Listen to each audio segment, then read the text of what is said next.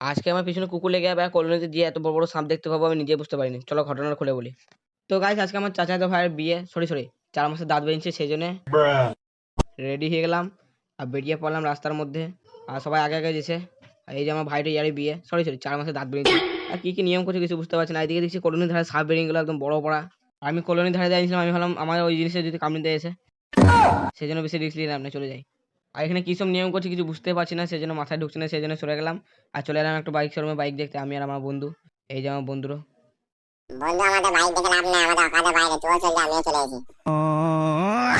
আর এখানে দেখছি ঠান্ডাতে হলুদ ফলুদ মাখিন আর পানি ঢেলে দিল। हमको जिंदा मत छोड़ो सालो। हम कोई मंदिर का घंटा है कि कोई भी आके बजा जाता है। আর এই দেখছি এই পয়সা গালে লেবার ধানতে আছে। আর এই মুড়ি ফুড়ি রেখে চলে এলো সবাই। আর আমি ভাবছি রাতে এসে পয়সা এই মুড়ি গায়েব করে দেবো। তারপরে দেখছি এই পয়সা গালে নিয়ে চলে এলো। बड़ा हरामी हो। রাস্তার মধ্যে দেখছি এতগুলো সাবস্ক্রাইবার পেয়ে গেলাম। আর চলে এসে ঘর। আর ঘরে এসে দেখছি মুড়ি বিলাবিলি চলছে, এই একদম সব দিকে দান মারছে। তো এই কতগুলো রেখেছে দেখো।